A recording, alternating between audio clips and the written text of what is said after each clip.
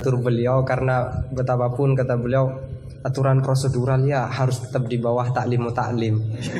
Tapi karena saya bukan moderator amatir ya.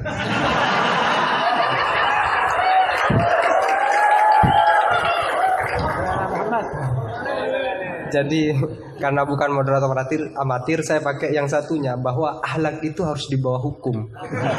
Dan dalam konteks musyawarah ya moderator adalah kekuasaan tertinggi.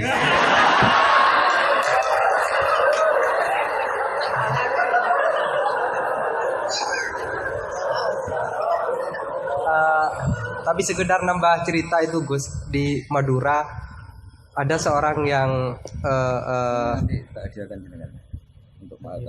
Alhamdulillah. Ada orang Madura sudah haji, sebelum nyampe di rumahnya dia pesan ke tetangganya yang kebetulan waktu itu sudah mondok, tolong aku dibuatin semacam banner yang ada ayat atau hadisnya, tetapi jangan yang sudah ekstrim lah, aku suka yang ekstrim. Jangan misalnya al-hajjul mabrur laisa jazauhu ilal jannah, itu aku tahu sudah. Terus jangan juga walillahi ala nasi hijjul baiti. Itu jangan. Sudah sering. Aku carikan ayat atau hadis yang tidak populer. Akhirnya santrinya itu mikir, buka Al-Quran dengan pemahaman yang ekstrim. Akhirnya langsung dia temukan ayat. Dan itu dipajang besar-besar di pintu gerbang. Ayatnya adalah Waman hajjal baita awi tamaro fala junaha, maka tidak ada dosa. Nah ini termasuk salah satu memahami ayat Al-Quran yang ekstrim. Gobloknya yang ekstrim.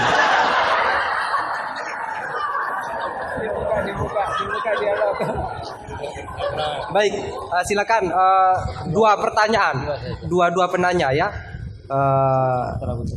Gus Husen, Putri juga ada, silakan kalau ada. Ya, satu putra, satu putri. Kalau putri gak ada, gak apa-apa. Ya, Husen. Bukan milih santri putri. Silakan Ustadz Herudin, siapa Ustadz? Ustadz Asror. Ya, saya persilakan dulu dari Ustadz Asror dulu. Ya, Ustadz dulu biar takzim, biar saya tahu.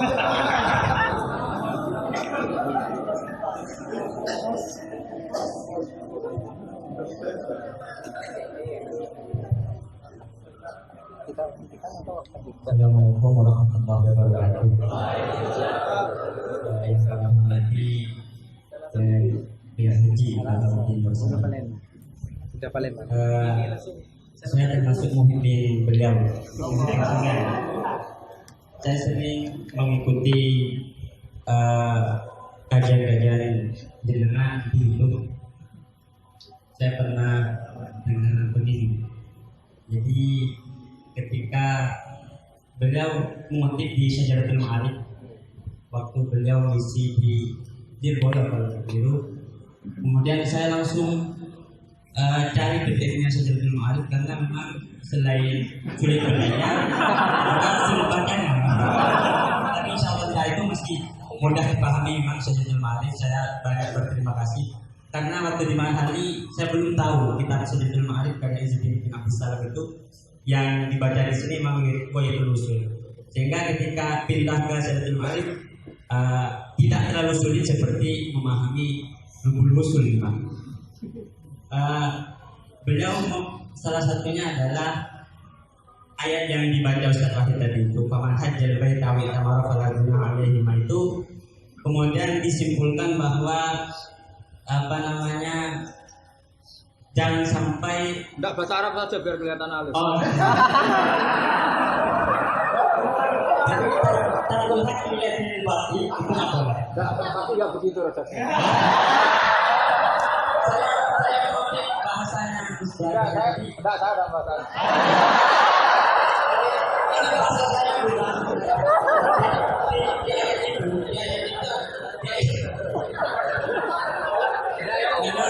Kalau di depan Busra itu semua ilmuwan jadi luntur.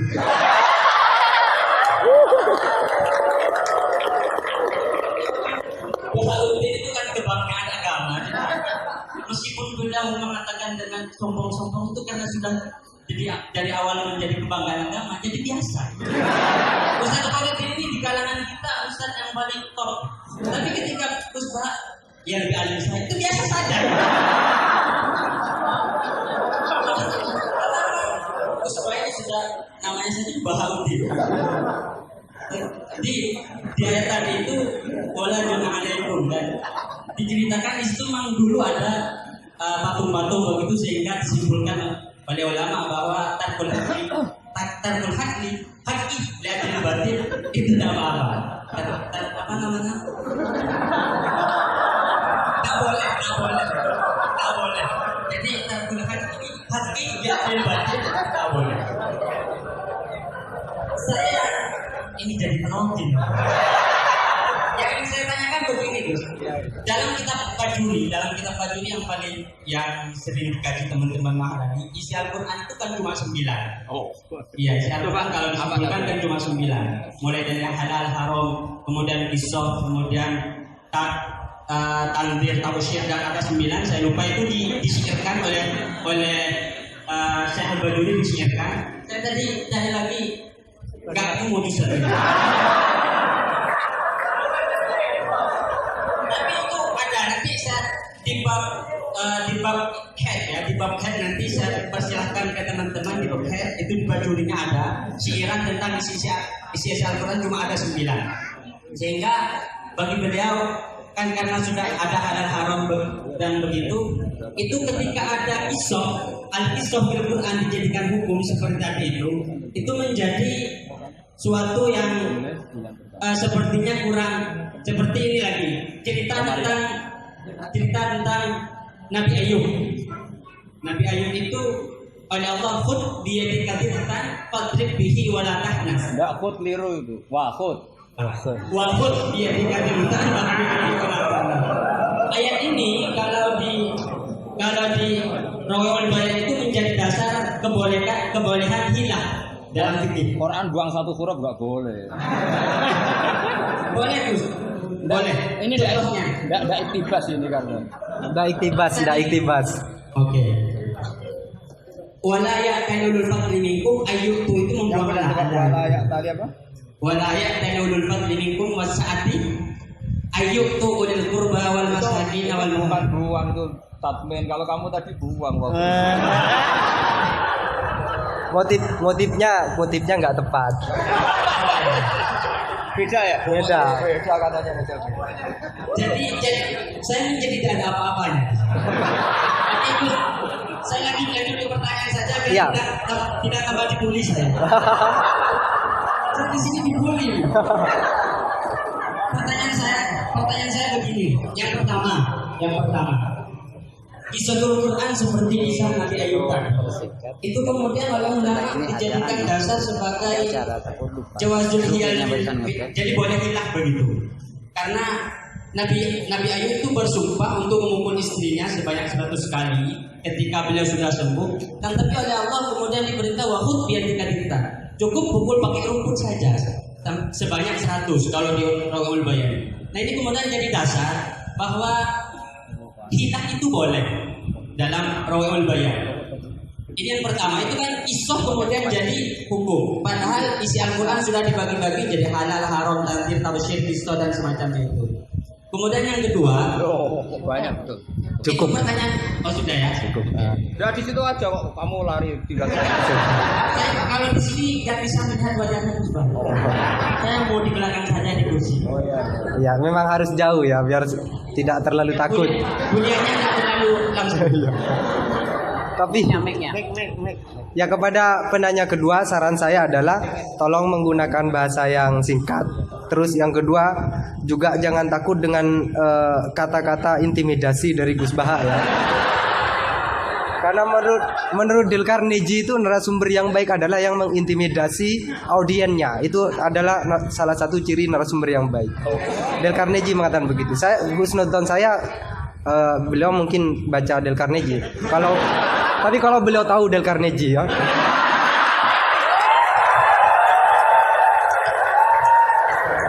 Ya, silakan Saudara Husen.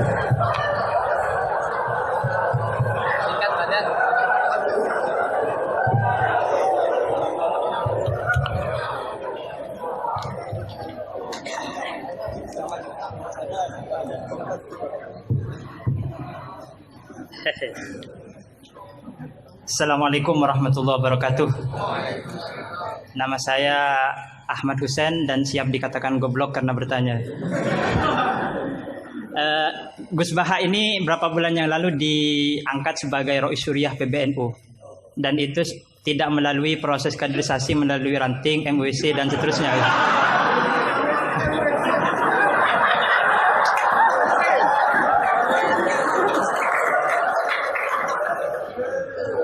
Padahal Ustadz Khairuddin ini di sini paling alim, tapi beliau masih jadi MWC gitu.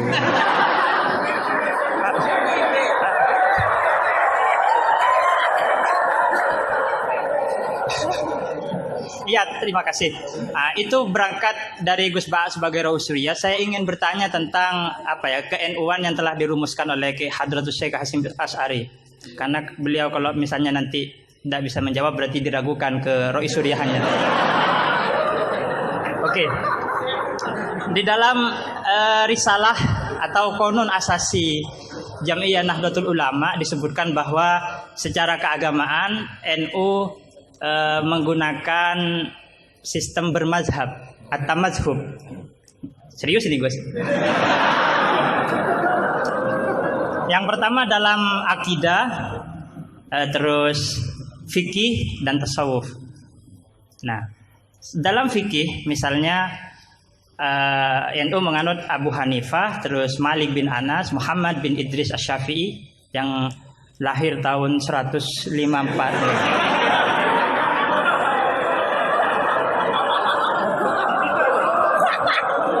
Wafatnya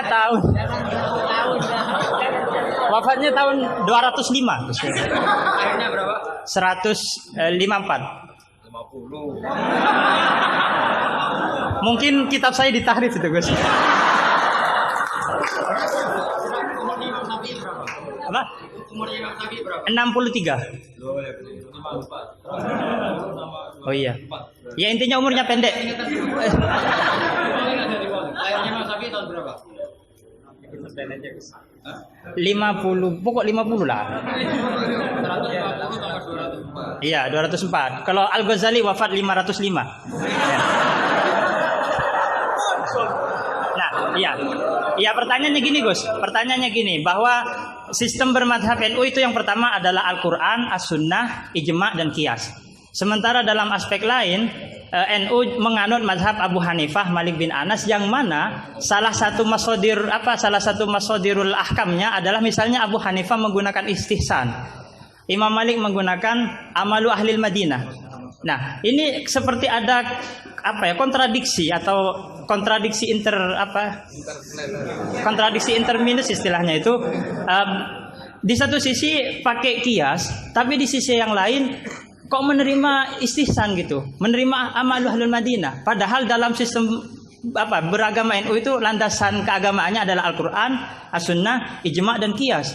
Tapi di dalam ruang lingkup yang lebih dalam bermazhab Abu Hanifah, itu Abu Hanifah menggunakan istihsan. Ini perlu ditambah rumusan Ahlus Sunnah wal Jamaah atau saya yang salah memahami gitu. Jadi yang dimaksud Qiyas di situ apa Gus itu? Kalau misalnya kias hamlu maklumin ala maklumin sebagaimana dalam Ghoyah halaman berapa ini?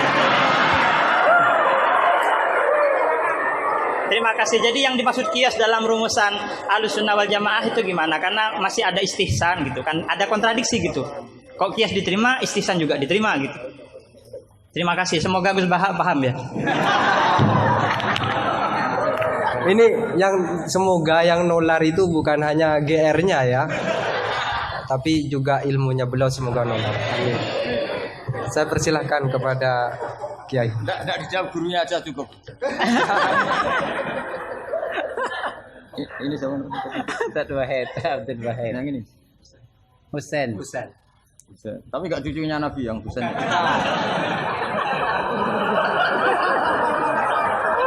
Karena ini juga Husain ya. Ini Husain juga. Husain. Kata ini budaknya.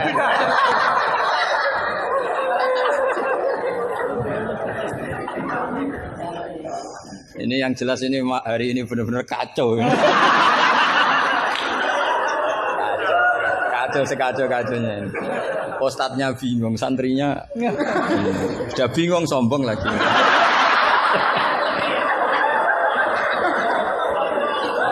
Yang boleh sombong tuh yang sudah ada bingung-bingung. Tapi agak apa-apa, saya maafkan ya. Memang itu satu-satunya cara dia untuk menang gitu. Ya. Saya jawab tadi yang dari Ustadz Asrar. Itu yang penuh misteri mana Asrar. Asrar itu maknanya kan banyak rahasia. Itu terjemahan bebasnya penuh misteri. Nggak tahu punya misteri apa tadi. Tadi tanya gimana yang tentang apa khilah sama apa? Sama nanya ulang, coba ulang. Apa? Begini ya, kitab Sajaratul Ma'arif tadi kutipan Anda tak luruskan. Itu tagnya di Sajaratul Ma'arif saya hafal. Judulnya itu la yutrakul haqqu li ajlil batil. Iya enggak? Itu mesti persis begitu. Yang kamu tadi pasti tidak persis. Saya ini hafal Quran, jadi ingatan saya normal.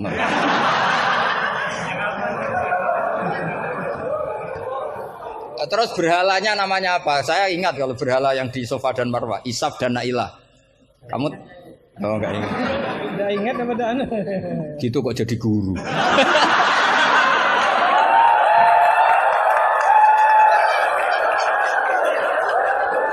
Bisa.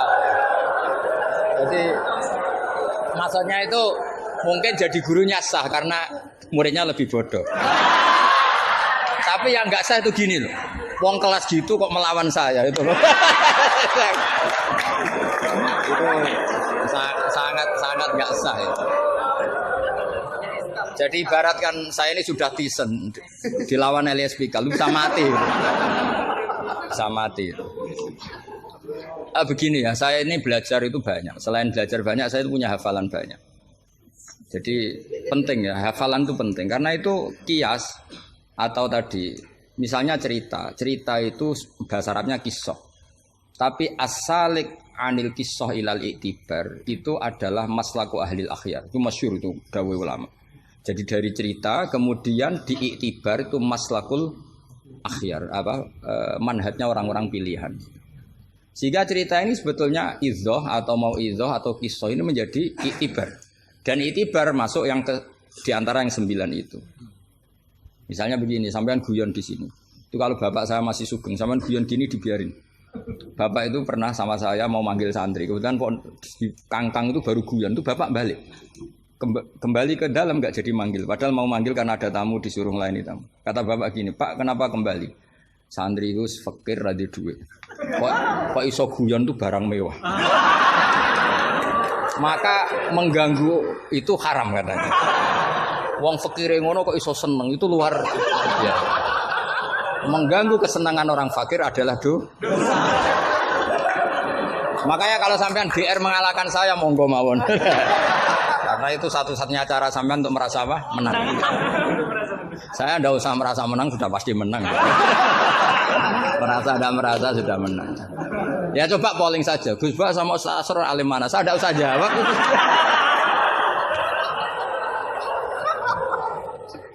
Saya tidak usah jawab pasti menang saya. Bukan saya yang memenangkan, ya memang menang, memang. Buktinya gampang kan? Sampean ngundang saya apa ngundang Ustaz Asrar?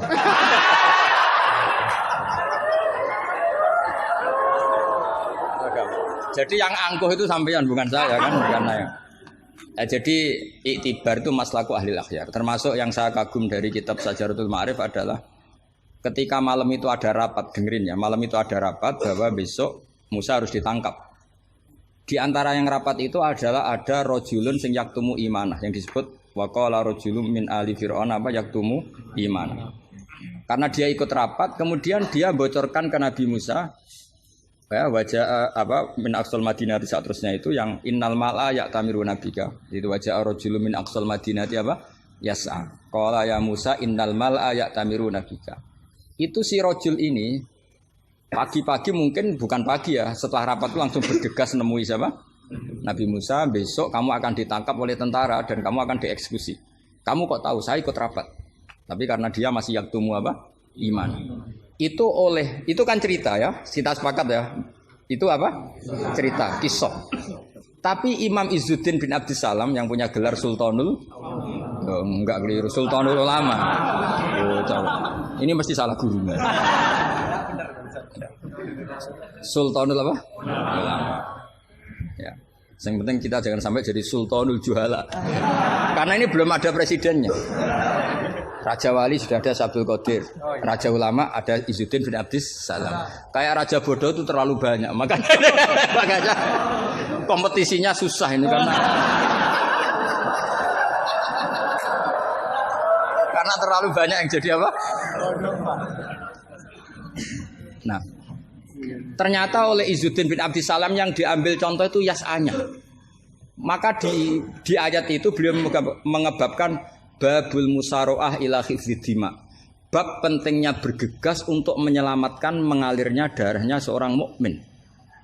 Jadi yang dia simpulkan dari kata yas'a, bahwa untuk menyelamatkan darah itu ora oleh sak kobere, tidak boleh sesempatnya, tapi harus yas'a. Yas'a itu bergegas.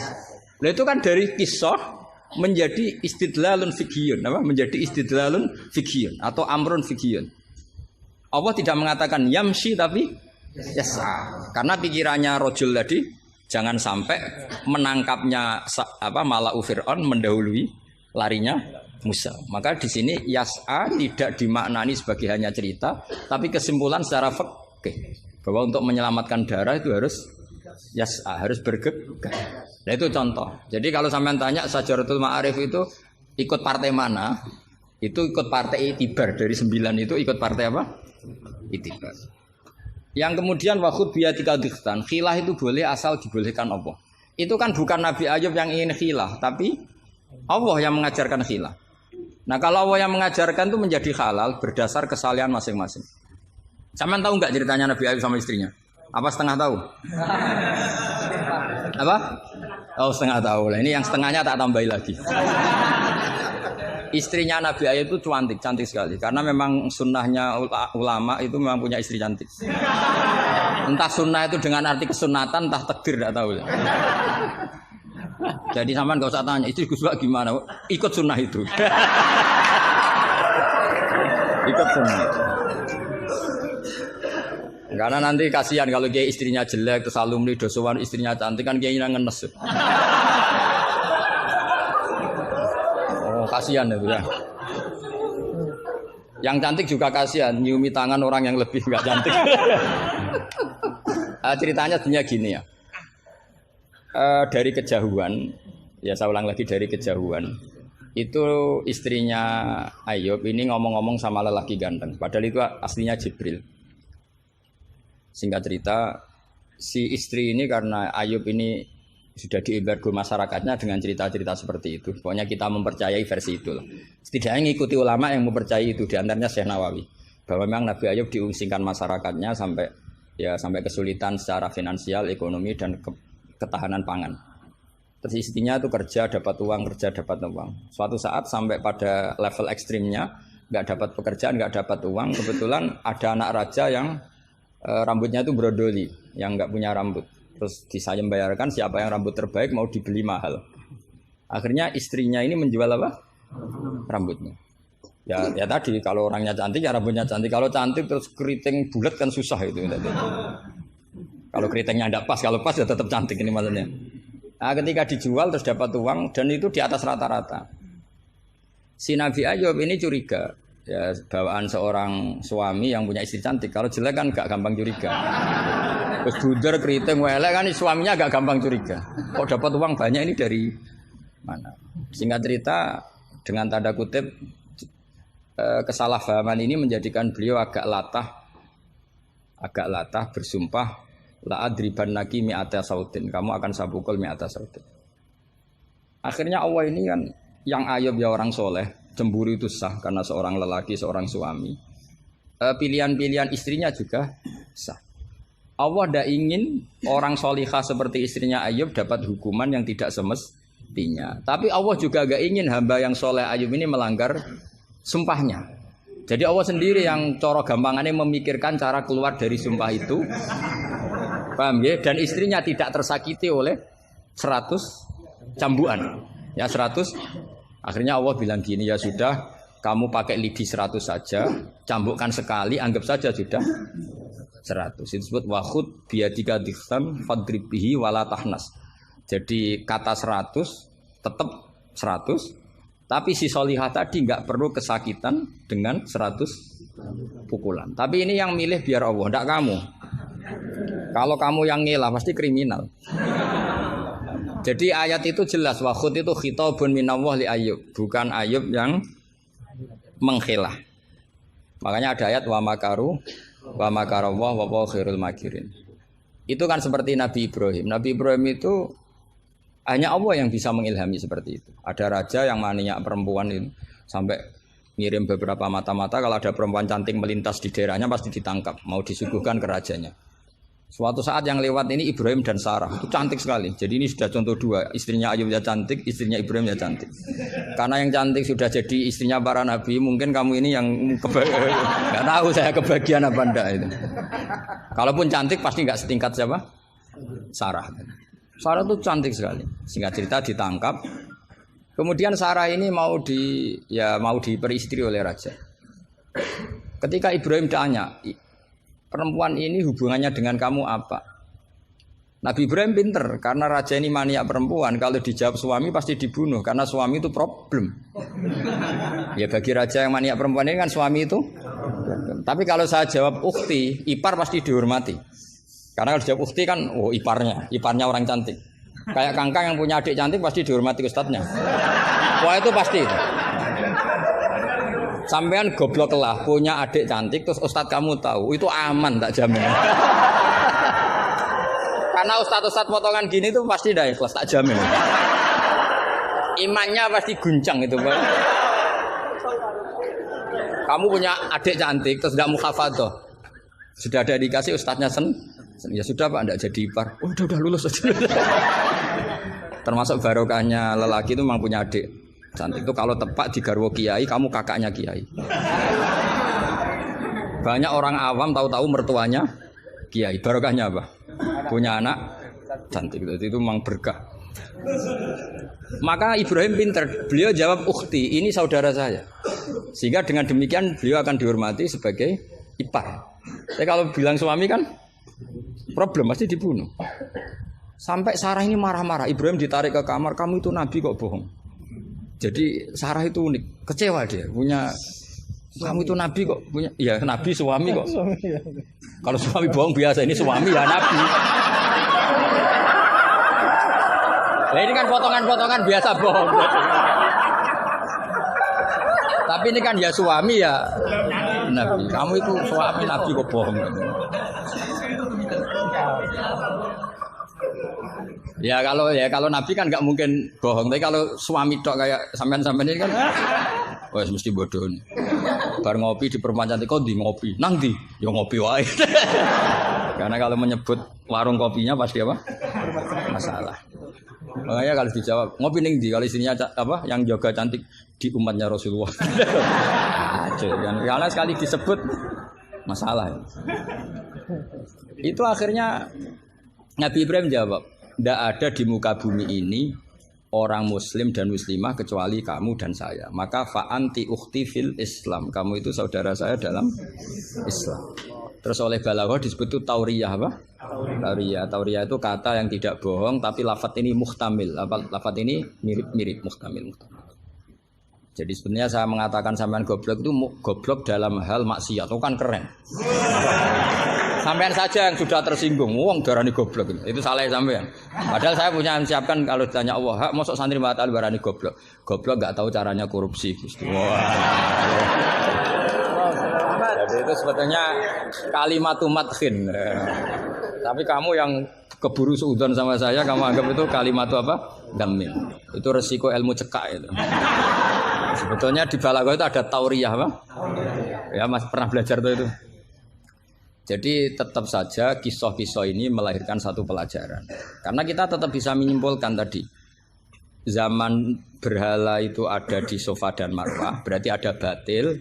Orang Islam tetap disuruh sa'i. Berarti la yutrakul haqqu li ajlil batil.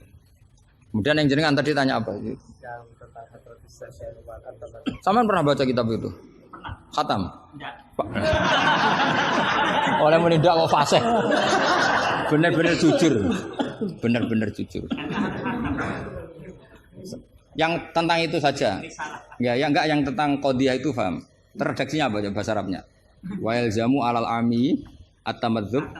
Terus bimadzhabin. Kitab itu yang termasuk mengkaji detail itu saya. Saya termasuk saking seringnya mengkaji itu pernah diberi hak keluarganya Basim di kamar Basim yang dipakai ngarang kitab itu dan di kursi yang dipakai Basim ngarang kitab itu. Jadi sudah jauh sekali ini kelasnya. Jadi saya gara-gara neliti kitab itu pernah diberi hak di kamar Basim di kursi yang pernah dipakai Basim. Pas itu yang memberi hak saya masuk itu Gus Fahmi sama Gus Hakim. Gus Hakim itu cucu Basim dari Mbah Mak Somali yang ngarang apa? Jadi Basim punya putri namanya Khairiyah. Khairiyah ini suaminya siapa? Yang di istri siapa? Mbah Mak Somali yang ngarang Sorof. Khairiyah punya putri namanya Abidah.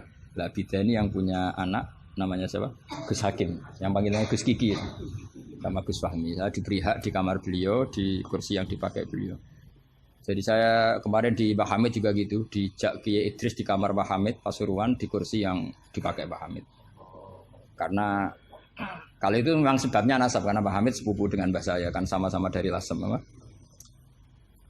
Jadi kalau kamu belajar mengutip, saya ini tidak sekedar mengutip sampai wanak tubuh makodamu apa? Wasarum itu. Jadi begini loh ya logikanya, kamu jangan terlalu kumo luhur bakas ikhtisan kok kayak wong alim gaya kamu itu sudah kacau-kacau gimana ya.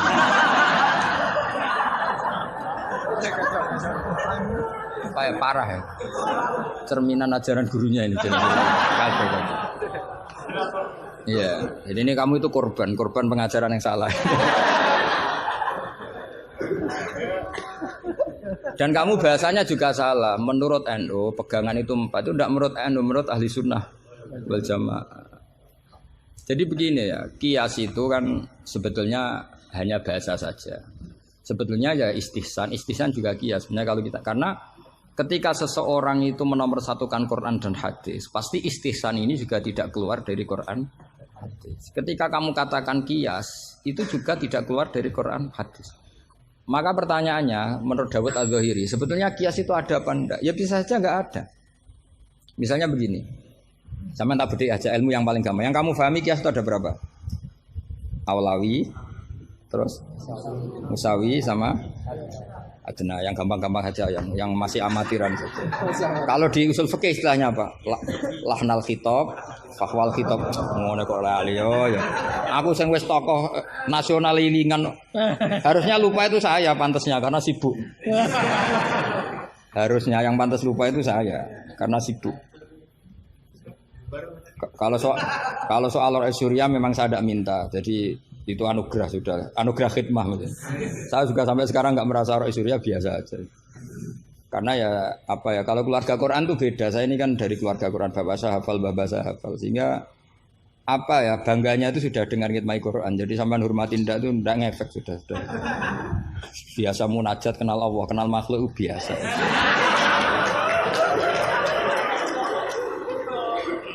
Biasa ma'rifatullah dijak ma'rifatul khalqi. Begini misalnya ya, sama tak bedai misalnya gini. Fala taqul lahuma uffin atau innal ladzina yaquluna amwalal yatama zulman. Kita paling gampang kalau kita ngajari Mahat Ali seperti ini, yang gurunya saja meragukan ini, yang guru kepala. Itu kias paling gampang tentu kita katakan gini. Allah mengharamkan memakan harta anak yatim. Ilatul hukumnya apa coba? Ifsad kan? Nah, kalau aklu itu haram karena ifsad, maka ikhraq lebih haram. Kalau ufin yang adnal iza, ya ufin muni janjuk pada orang tua atau hus. Ya. Kalau adnal iza paling ringan saja haram, apalagi nabok, apalagi menterlantarkan orang tua agak dikasih uang sampai utang-utang tonggo itu ya iza itu. Nah, itu terus kita lebih gampang kita katakan tuh kias apa? Awlawi. Tapi itu gampangnya saja. Tapi butuh ulama itu hanya satu. Orang nggak boleh terjebak oleh teks. Kalau terjebak oleh teks seperti saya cerita setiap ngaji itu, di mana-mana saya cerita itu naifnya orang terjebak teks. Yaitu tadi misalnya ada santri yang dilaporkan oleh istrinya ke kiainya, Pak Yai, alumni Anda ini sering naboi saya. Nabok itu kan pakai tangan. Karena terus kiainya bilang gini, "Cong, jogeman naboi istrimu." Suatu saat kalau mau idak pakai kaki, jadi nyadui.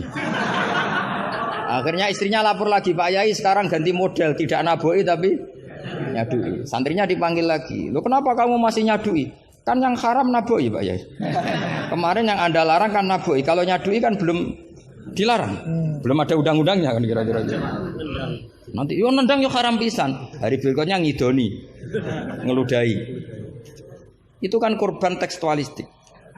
Kalau dia cerdas, hurmatul idza itu yang haram tuh idzanya. Naboi ya idza, nyadui ya idza, meludahi juga idza, membiarkan miskin juga idza.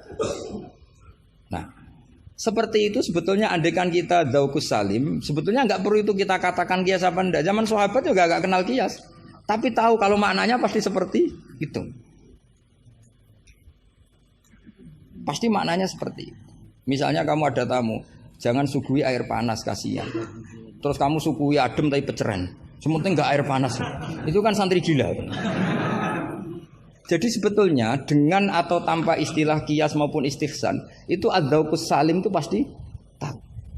Makanya termasuk kitab yang saya kagumi itu Sarah Imriti, Fathur Rabbil Bariyah, itu kitab kecil yang nyarai apa? Imriti atau Marioto itu kalau yang kalau baca Imriti tidak bisa ya Pak? Marioto itu. Itu di situ diterangkan fama fatahum illa mujarradul istilah. Jadi kalau kamu tanya kenapa sahabat tidak belajar nahwu, tidak belajar iqlal, tapi mereka punya salikoh, punya tobiah yang menjadikan mereka ya kalau ngendikan ya doroba zaidun amron atau marortu bizaidin. Tapi mereka kalau kamu tes, misalnya Abu Bakar buat tes, zaidun jenenge apa? Doroba zaidun amron, terus amron jenenge apa? Ya ora iso pinter sampean mesti. Sampean pinter, zaidun fa'ilun marfuun wa alamatu rafi'i dhammatun dhahiratun. Qali annahu ismul mufrad, amron maf'ulun bih, mansubun wa alatun. Mesti raiso, mesti pinter sampean. Tapi sampean mesti ditertawain Abu Bakar. Karena ditertawanya gini. Kang, pelaku pemukul siapa? Zaidun. Berarti Zaidun jadi apa? Fa'il.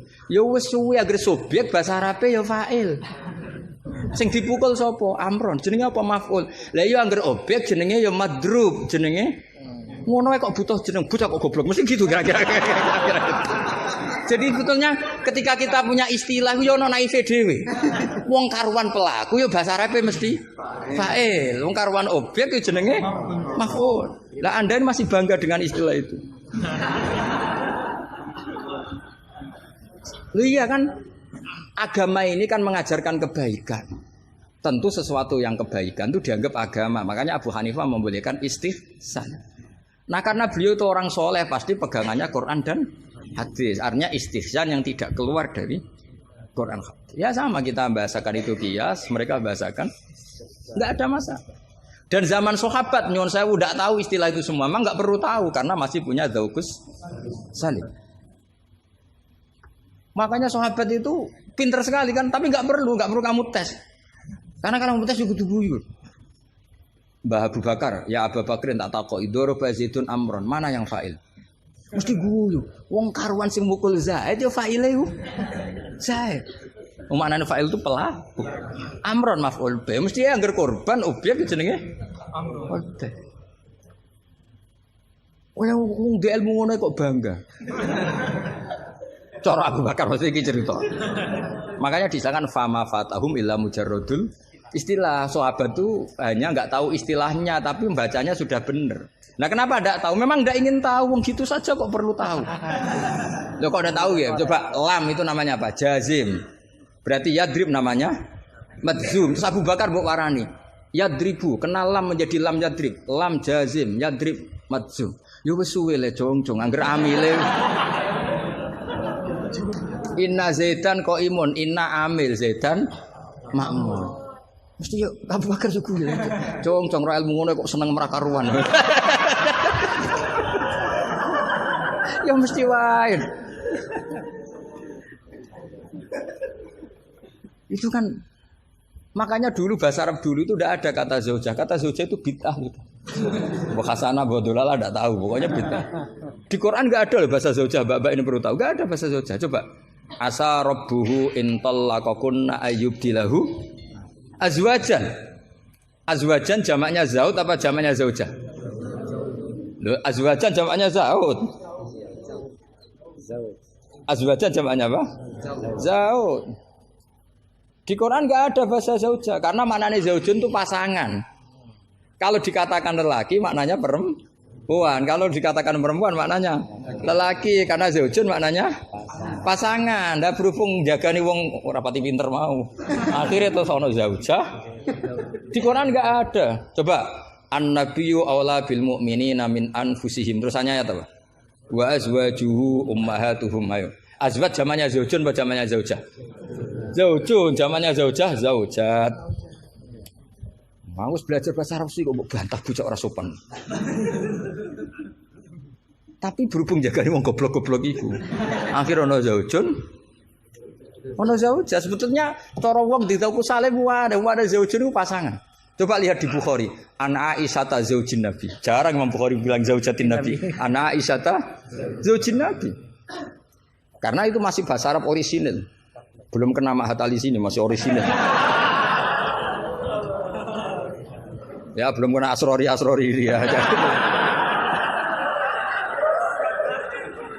Karena maknanya zaujun itu apa? Pasangan. Jadi kalau dikatakan zauju Zaidin berarti imro'atu Zaidin. Kalau yang ngomong itu misalnya zauju Aisyata ya siapa? Pokoknya berpikir seperti itu. Tapi gue beda no, ben wong gue gampang ono zaujun. Tapi Quran enggak pakai bahasa itu, masih pakai bahasa orisinal. Makanya disebut an-nabiyyu aula bil mu'minina min anfusihim wa azwajuhu ummahatuhum. Azwaj huna jam'u zaujin. Zaujin maknanya pasangan. Dong ya. Jadi bahasa ngalamilah. Sahabat tuh enggak perlu tahu bahasanya sampean enggak perlu. Coba kalau sampean ketemu orang Arab, ditakoki ya diguyu wong Arab. Sekolah ning di anakmu, sekolah ning madrasah. Kalau ditanya madrasah terjemahnya apa? Sekolah. Berarti sekolah-sekolah kan. Jadi lucu kita. Sampun itu sudah bakdo ya. Sudah. Orang Jawa jadi satu sampun bakdo. Bakdo itu bahasa Arab. Maknanya ya sudah. Nah, sahabat tuh tahu betul apa karena punya zaukus salah. Sehingga pernah juga ini cerita kedua dan ini terakhir, nggak boleh tanya lagi. Ketika ada seorang khotib menceritakan Allah ngendikan, "Fa warabbis samai wal ardi innahu lahaqqum mitsama annakum tantikun." Itu ada orang Arabi ngaco. "Man dzalladzi akhdabal jalil hatta alja'u ilal yamin." Ayo hafalkan Pak Asrori, biar latihan hafalan apa? "Man dzalladzi akhdabal jalil hatta alja'u ilal yamin." Pak khotib, saya mau tanya, siapa yang bikin Allah murka sampai Allah dipaksa sumpah? Karena orang kalau sampai sumpah itu artinya nganggep mukhatabnya tidak percaya. Makanya di balaghah ada urutannya. Kalam itu kalau nggak ada pengingkaran nggak usah pakai taukid. Kalau ada pengingkaran pakai taukid. Kalau pengingkarannya banget pakai qasam. Termasuk pakai apa? Artinya gini, kalau Allah sudah sumpah pasti indikasi Allah sedang duka.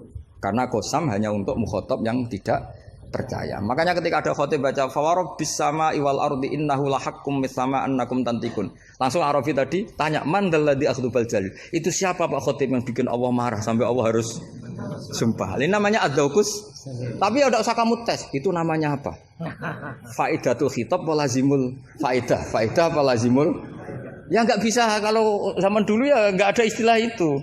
Istilah itu kita bikin. Jika mukhatab khaliyah dzihni begini, kalau agak enggak percaya terus kamu sok pinter. Jika mukhatab ingkar maka gini. Ya memang bahasa Arabnya enggak percaya kok ingkar dul ngene kok ora roh.